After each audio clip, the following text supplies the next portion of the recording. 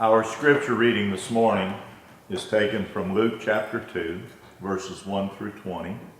It is found on page 1216 in the Pew Bibles, if you'd like to follow along there. Although I suspect that many of us, because we have heard it every year at Christmas time, can probably quote most of it. At that time, Emperor Augustus ordered a census to be taken throughout the Roman Empire. When this first census took place, Quirinius was the governor of Syria. Everyone then went to register himself, each to his own hometown. Joseph went from the town of Nazareth in Galilee to the town of Bethlehem in Judea, the birthplace of King David. Joseph went there because he was a descendant of David.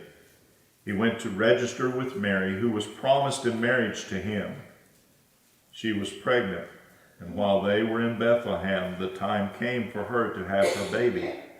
She gave birth to her first son, wrapped him in clothes, and laid him in a manger. There was no room for them to stay in the inn. There were some shepherds in that part of the country who were spending the night in the fields, taking care of their flocks. An angel of the Lord appeared to them, and the glory of the Lord shone over them. They were terribly afraid. But the angel said to them, "Don't be afraid. I am here with good news for you, which will bring great joy to all the people. This very day in David's town, your Savior was born, Christ the Lord. And this is what will prove it to you. You will find a baby wrapped in clothes and lying in a manger." Suddenly a great army of heaven's angels appeared with the angels singing praises to God. "Glory to God in the highest heaven, and peace on earth to those with whom he is pleased." When the angels went away from them back into heaven, the shepherds said to one another, "Let's go to Bethlehem and see this thing that has happened, which the Lord has told us." So they hurried off and found Mary and Joseph, and saw the baby lying in the manger. When the shepherds saw him, they told them what the angel had said about the child. All who heard it were amazed at what the shepherds said. Mary remembered all these things and thought deeply about them. The shepherds went back, singing praises to God for all they had heard and seen. It had been just as the angel had told them. May God bless the reading of his word. We know the story. I mean, if you've been in church more than a year, you've heard the story. It's interesting, too, how many communities in the past have had something where they have read the story. And we think we know it. We think we know this story, and there's nothing new about it. And yet, I will tell you that as I was looking at information and reading commentaries and studying, I discovered there are a lot of things about this story that I thought I knew that I don't, or I didn't. And I'd like to share some of them with you because in thinking we know this story, we have created a story which has all of the things that make it just so amazing. I mean, it's humble. We've got this birth of this king in a stable, and we've got angels, and then we've got the wise men who all show up all at the same time. And it's just common knowledge, isn't it, that that's what happens, and that's what happened. I was listening to a radio program, and that's the story they were telling of the wise men who came that night to Bethlehem, the very same night that Jesus was born. And the shepherds then. It's sweet. It's nice. It's Currier and Ives. It's Norman Rockwell. And we love to watch our children act the story out. It is simple. It is honorable. But it doesn't necessarily challenge us. And when you really know what Luke was doing, you realize that this story he's telling, the story of Jesus' birth, is a challenge to so many people and in so many ways. Just for a moment, can you imagine anything stranger than the birth of the heir to a kingdom that doesn't have, well, to begin with, that takes place in such humble surroundings? Remember when recently we had the birth of a royalty in England, in Great Britain, and how the reporters camp out at the door of the hospital. They're going to know and waiting for the announcement to be made. And how even they have tried in the past, and sometimes they have succeeded in pretending to be someone else and calling the hospital and getting the news ahead of the announcement. It's to be proclaimed loudly by everyone, and everyone is waiting in anticipation. When the heir to a Caesar was born, poets would write great epic poems telling of the birth. The holiday would be declared, and messengers would go out from Rome throughout the empire telling of the birth of the heir.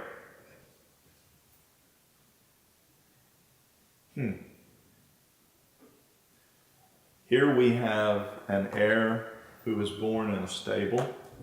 And we make a lot of that, and we'll come to that in a moment. But when Luke writes this, and these words that he's writing about an heir to the throne, and everything that he's writing, do we ever think about the challenge that he is making to the throne of Caesar, to the rulers and the powers of that time?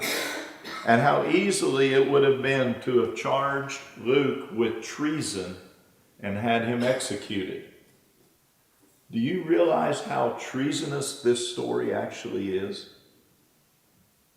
It really is.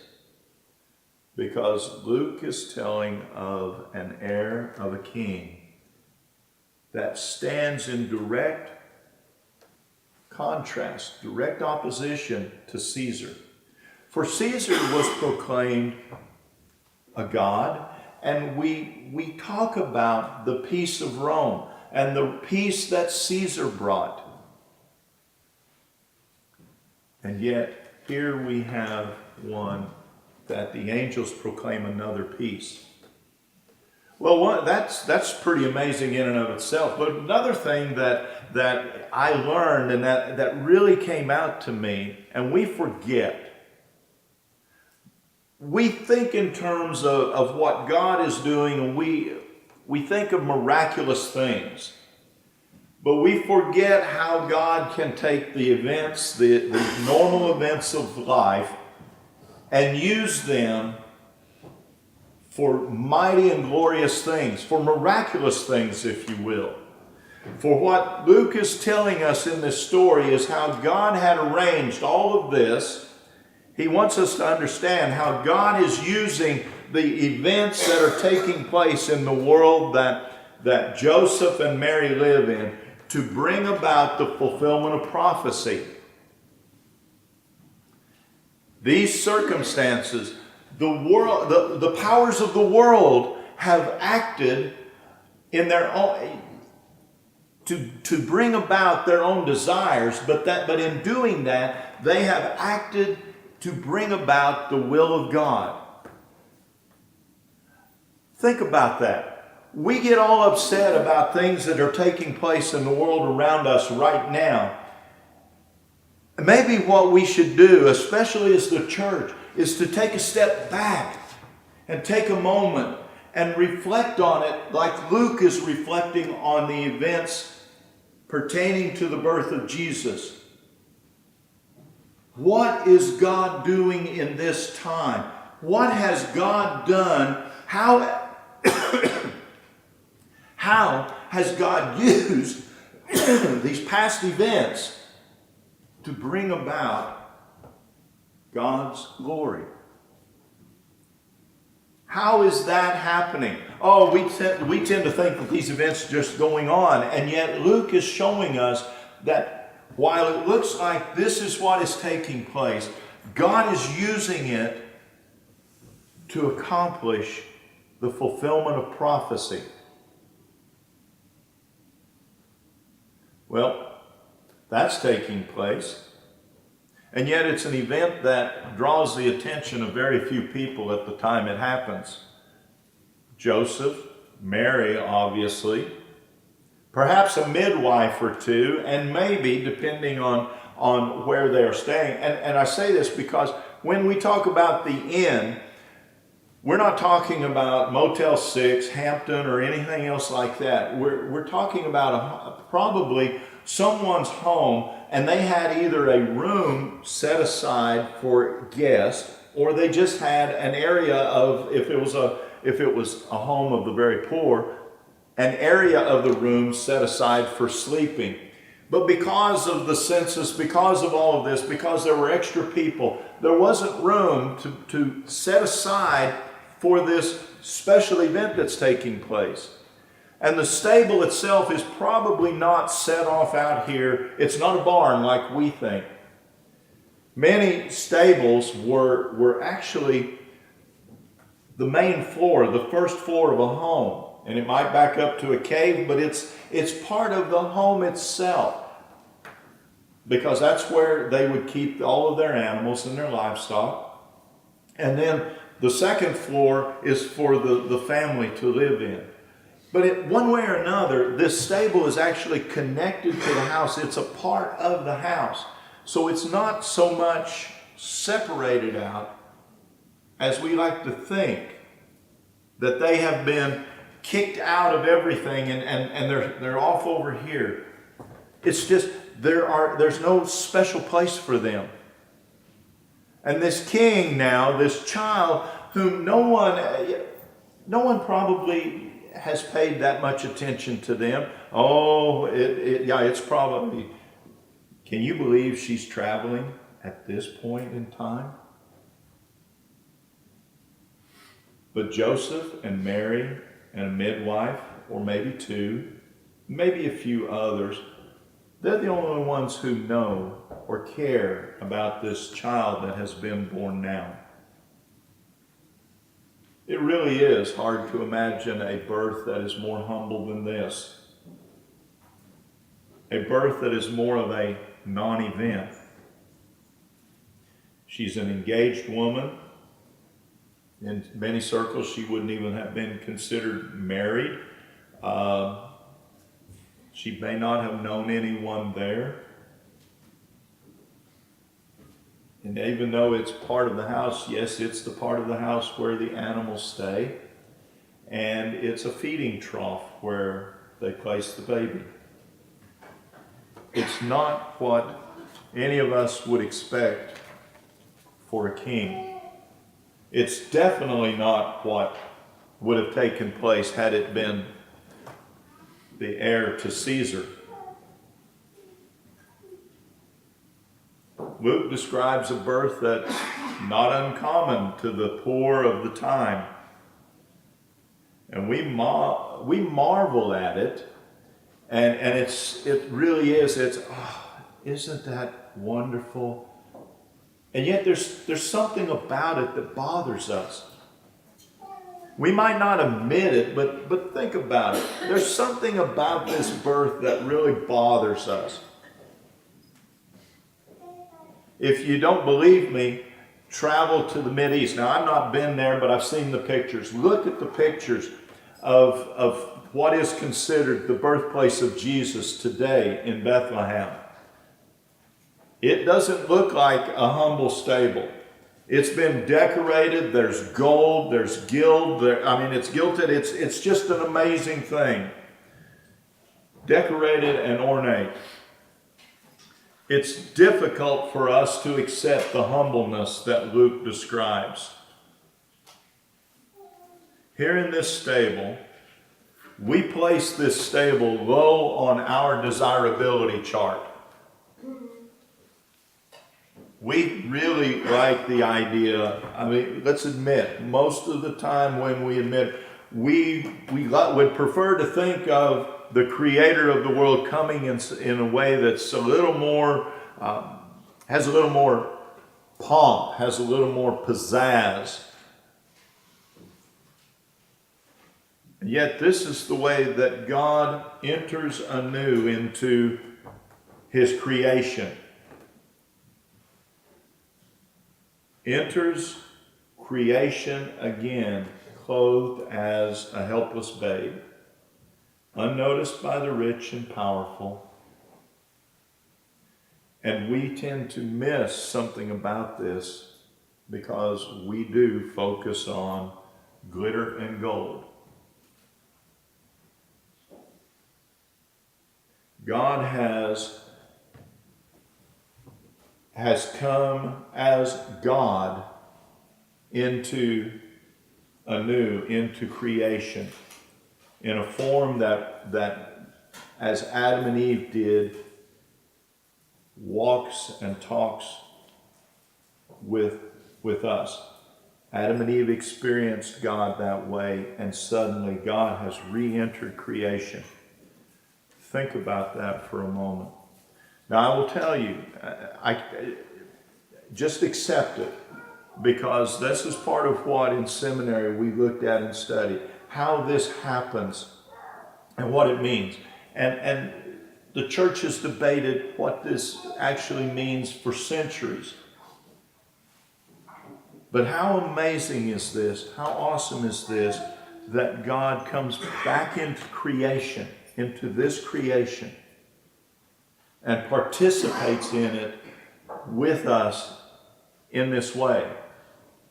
But when you think about that and you realize that the stable is as much a part of God's creation as the temple, with all of its gold, with all of its workmanship, both are equally a part of God's creation. And so God has come in a mighty way, even though we think of it as humble.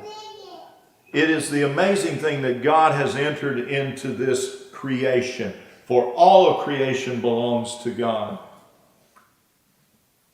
So suddenly we find ourselves thinking about the angels and the shepherds. And the shepherds, now if we're going to talk about humble and lowly, it is the shepherds. Even though they looked and they spoke of, and the prophecies would speak of a shepherd, and they remembered David as the shepherd king. He was a shepherd. In this time, at this point in time in the history of Israel and the history of Palestine, shepherds were not respected. They were despised. Many said that what they would do is they would take their sheep and they would encroach upon other people's land. It didn't matter if it belonged to you and you didn't want them there. In the middle of the night, there might be sheep grazing on your property. They might not be there the next morning, but you would know they had been there. They were despised as lowlifes and just a little above thieves. And yet it is to these that the first proclamation of the king's birth comes. And they are told, you will find, think about the sign. What kind of a sign would you like to have? Gideon asked, when God told Gideon that he was to do something for God, Gideon said, hey, I'd like to have this sheep fleece for 3 days. I'd like to have it in the morning be wet when all the ground around it is dry, because that's the only place there was dew. Oh, by the way, I'm not convinced yet. 3 more times I'd like the ground to be wet all around it and the fleece to be dry. Now, you know how likely that is when there's dew on the ground. That's what happened. We want a sign. The angel said to the shepherds, the king is in a stable in Bethlehem. This is where you're going to find him. And the sign that they received was the sign that would be normal for any child who had just been born in that time. But the important thing is that the shepherds believed what the angel said. They never questioned it. They went looking.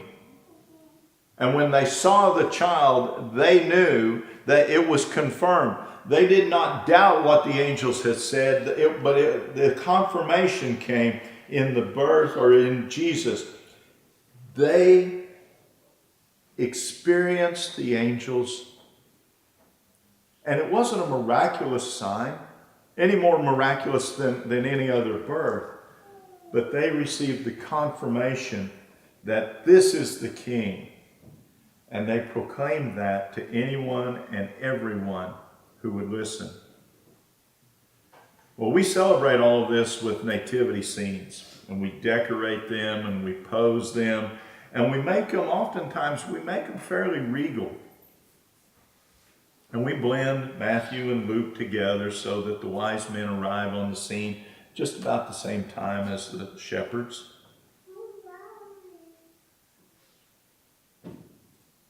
Do we do this because what we really are hoping for is a knight, is to think of this in terms of a knight in shining armor who comes to just in the nick of time to save the village from the dragon? We're looking for something more spectacular.